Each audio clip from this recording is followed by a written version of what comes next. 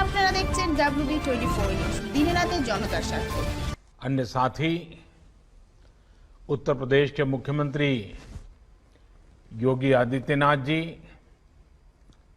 अन्य अतिथिगण, सभी विद्यार्थी मित्र और देश के हर कोने से जुड़े हुए इस वर्चुअल समारोह में उपस्थित सभी मेरे प्यारे भाई और बहनों, रानी लक्ष्मीबाई केंद्रीय कृषि विश्वविद्यालय के नए शैक्षणिक और प्रशासनिक भवन के लिए मैं आप सभी को बहुत बहुत बधाई देता हूं, बहुत शुभकामनाएं देता हूं। यहां से पढ़कर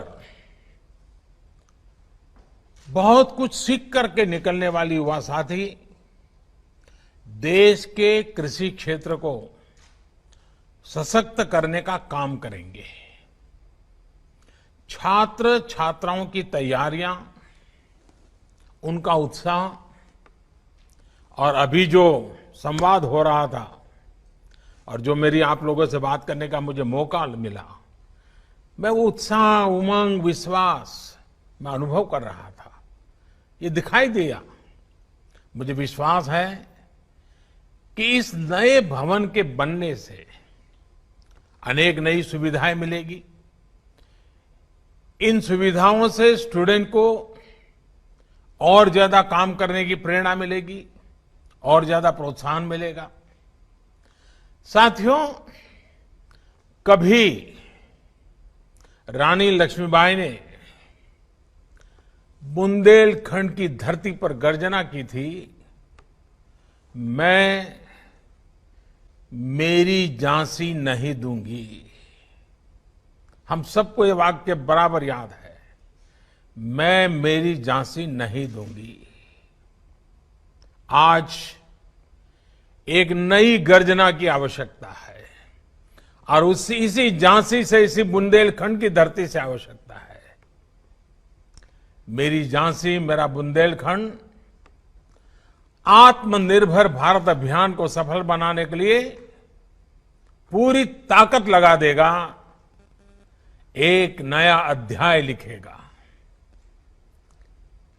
इसमें बहुत बड़ी भूमिका कृषि की है, एग्रीकल्चर की है।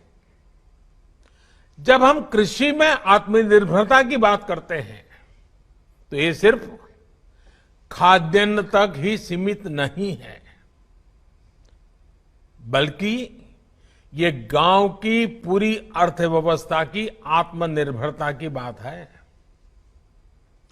ये देश के अलग अलग हिस्सों में खेती से पैदा होने वाले उत्पादों में वैल्यू एडिशन करके देश और दुनिया के बाजारों में पहुंचाने का मिशन है। कृषि में आत्मनिर्भरता का लक्ष्य किसानों को एक उत्पादक के साथ ही उद्यमी बनाने का भी है। जब किसान और खेती उद्योग की भांति आगे बढ़ेगी तो बड़े स्तर पर गांव में और गांव के पास ही रोजगार और स्वरोजगार के अवसर तैयार होने वाले हैं।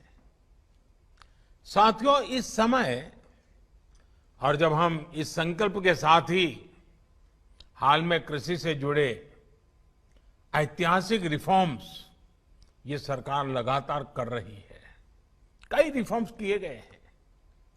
भारत में किसान को बंदिशों में जकड़ने वाली कानूनी व्यवस्थाएं, मंडी कानून जैसा और आवश्यक वस्तु कानून, इन सब में बहुत बड़ा सुधार किया गया है।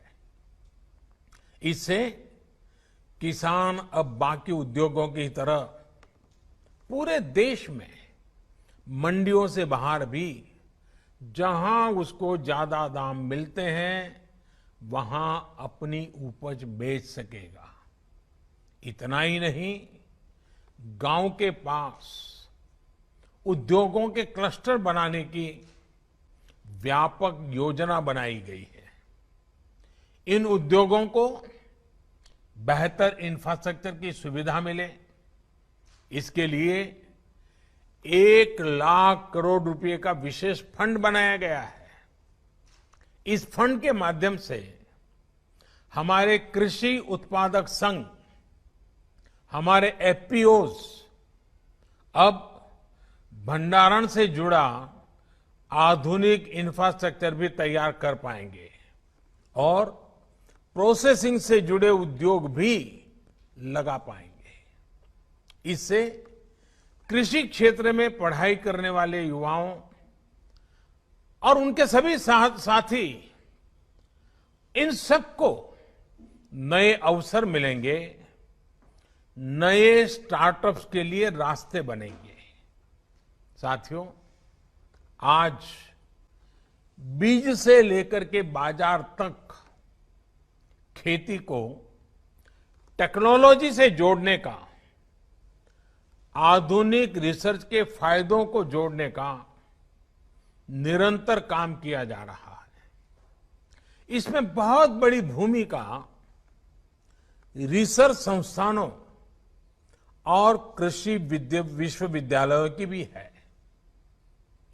6 साल पहले की ही बात करें तो जहां देश में सिर्फ एक केंद्रीय कृषि विश्वविद्यालय था, आज 3 सेंट्रल एग्रीकल्चर यूनिवर्सिटीज देश में कार्यरत है।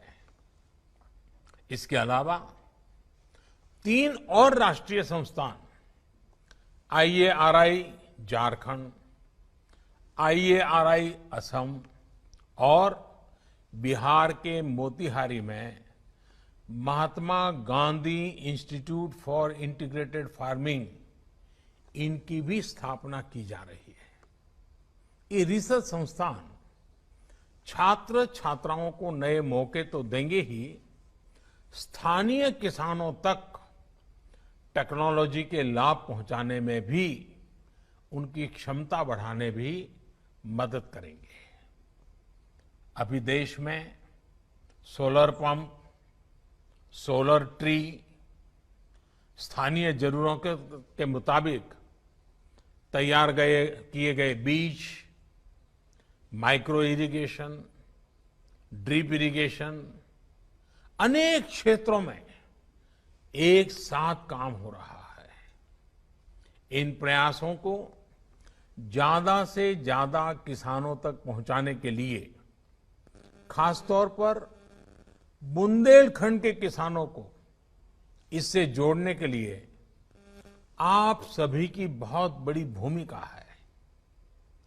आधुनिक टेक्नोलॉजी का उपयोग कृषि और इससे जुड़ी चुनौतियों से निपटने में कैसे काम आ रहा है, हाल में इसका एक और उदाहरण देखने को मिला है। आपको याद होगा, यहां बुंदेलखंड में मई के महीने में टिड्डी दल का बहुत बड़ा हमला हुआ था और पहले तो ये टिड्डी दल यानी अपने आप में खबर आती है जब टिड्डी दल आने वाला है तो रात रात किसान सो नहीं पाता है, सारी मेहनत मिनटों में तबाह कर देता है। कितने ही किसानों की फसल, सब्जियां बर्बाद होना बिल्कुल निर्धारित हो जाता है। मुझे बताया गया है कि बुंदेलखंड में करीब करीब 30 साल बाद टिड्डियों ने हमला किया, वरना पहले इस क्षेत्र में टिड्डियां नहीं आती थी। साथियों, सिर्फ उत्तर प्रदेश ही नहीं, देश के 10 से ज्यादा राज्य टिड्डी दल या लोकस्ट के हमले से प्रभावित हुए थे।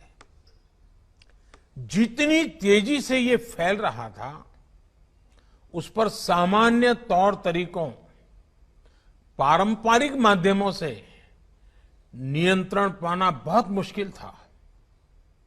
और जिस प्रकार से भारत ने ये टिड्डी दल से मुक्ति पाई है, इतने बड़े हमले को बहुत वैज्ञानिक तरीके से जिस प्रकार से संभाला है, अगर कोरोना जैसी और चीजें न होती तो शायद हिंदुस्तान के मीडिया में हफ्ते भर इसकी बहुत सकारात्मक चर्चा हुई होती।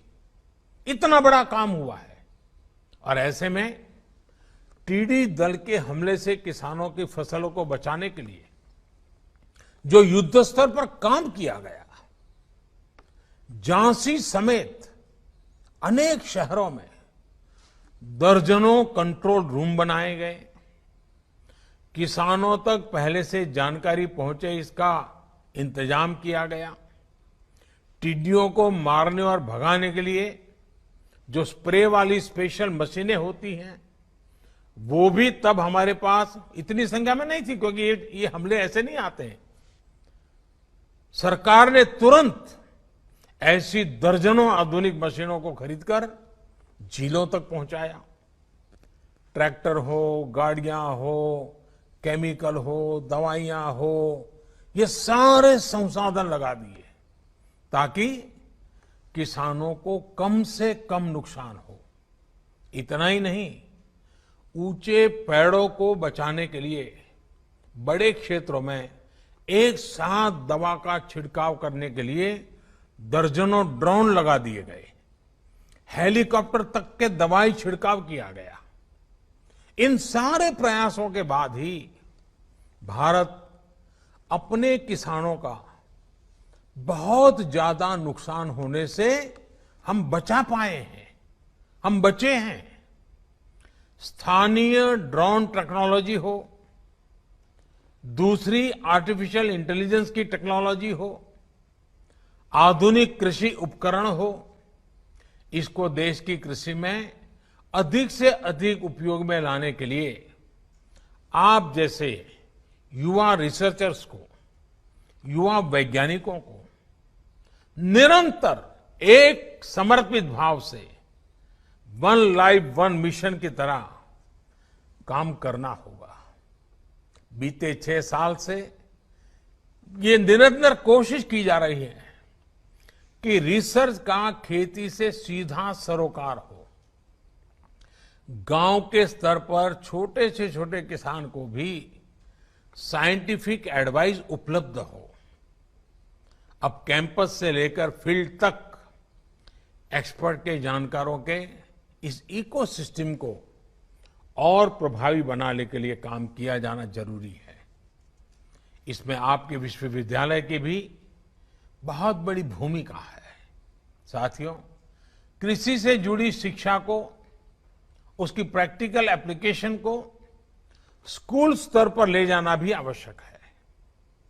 प्रयास है कि गांव के स्तर पर मिडिल स्कूल लेवल पर ही कृषि के विषय को इंट्रोड्यूस किया जाए। इससे 2 लाभ होंगे। एक लाभ तो ये होगा कि गांव के बच्चों में खेती से जुड़ी जो एक स्वाभाविक समझ होती है, उसका वैज्ञानिक तरीके से विस्तार होगा।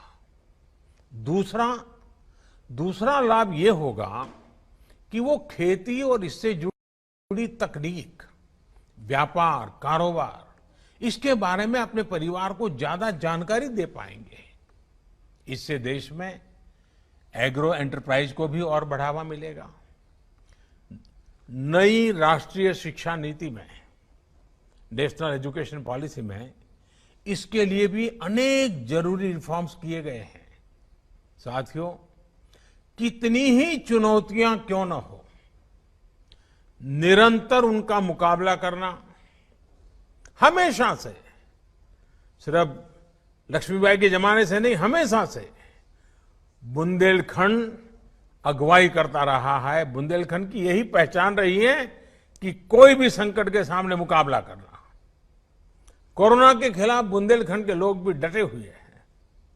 सरकार ने भी प्रयास किया है कि लोगों को कम से कम दिक्कत हो, गरीब का चूल्हा जलता रहे। इसके लिए उत्तर प्रदेश के करोड़ों गरीब और ग्रामीण परिवारों को जैसे देश के अन्य भागों में मुफ्त राशन दिया जा रहा है, आपके यहां भी दिया जा रहा है। बुंदेलखंड की करीब करीब 10 लाख गरीब बहनों को इस दौरान मुफ्त गैस सिलेंडर दिए गए हैं। लाखों बहनों के जनधन खाते में हजारों करोड़ रुपए जमा किए गए हैं। गरीब कल्याण रोजगार अभियान के तहत अकेले उत्तर प्रदेश में 700 करोड़ रुपए से अधिक का खर्च अब तक किया जा चुका है, जिसके तहत लाखों कामगार साथियों को रोजगार उपलब्ध हो रहा है।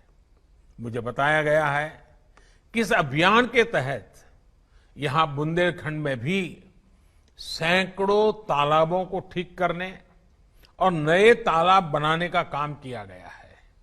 साथियों, चुनाव से पहले जब मैं झांसी आया था, तब मैंने बुंदेलखंड की बहनों से कहा था कि बीते 5 वर्ष शौचालय के लिए थे और आने वाले 5 वर्ष पानी के लिए होंगे।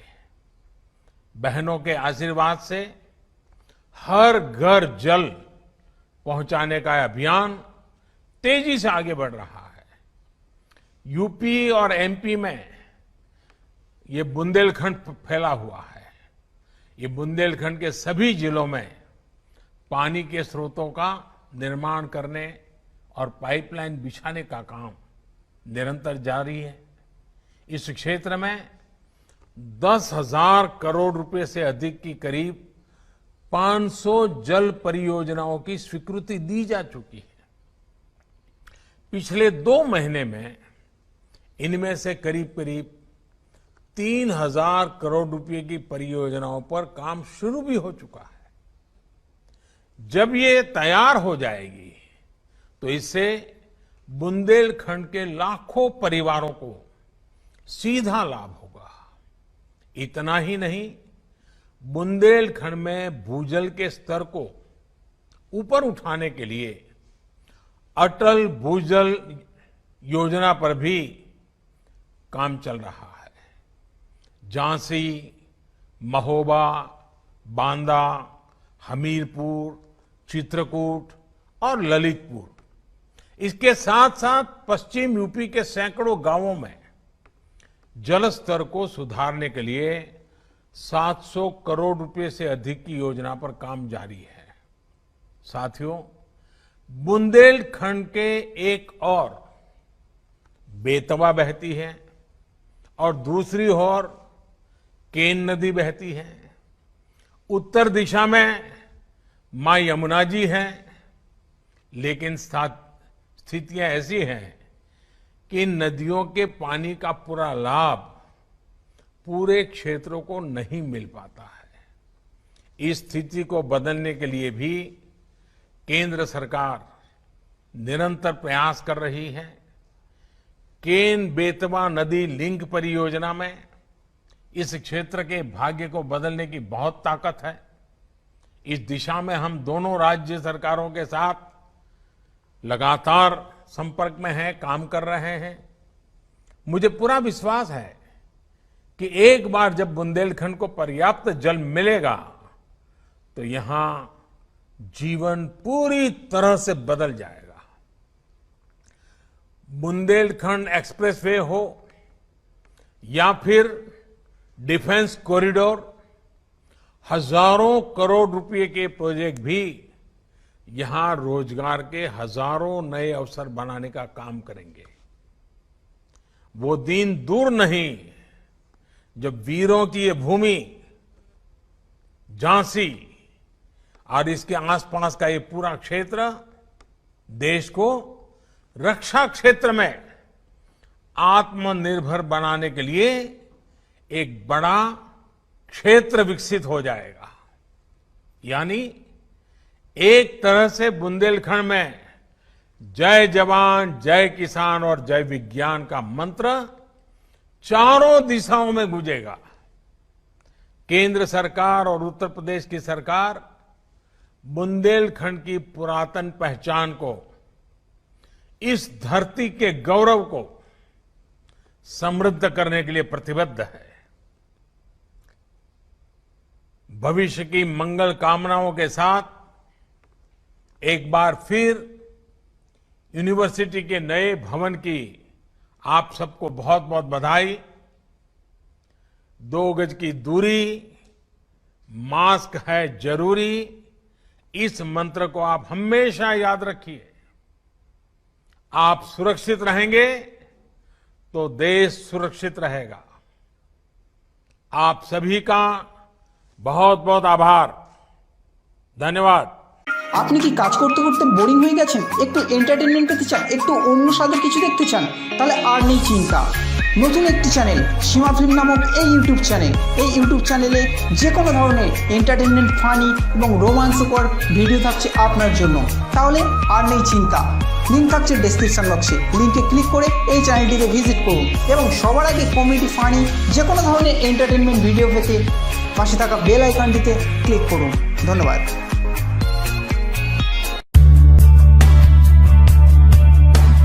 আপনি কি নতুন কোনো দোকান, শোরুম বা বিজনেস শুরু করতে চাইছেন? ভাবছেন কিভাবে মানুষের কাছে পৌঁছে দেবেন এই বার্তা? তাহলে আর নেই কোনো চিন্তা। বিজ্ঞাপন দিন আমাদের চ্যানেলে, আমরা পৌঁছে দেবো আপনার বার্তা লক্ষাধিক মানুষের কাছে। এছাড়াও এখানে মহিলা ও পুরুষের কণ্ঠে যে কোনো ধরনের ভিডিও, অডিও রেকর্ডিং করা হয়। বিশদে জানতে যোগাযোগ করুন স্ক্রিনে দেওয়া নাম্বারে।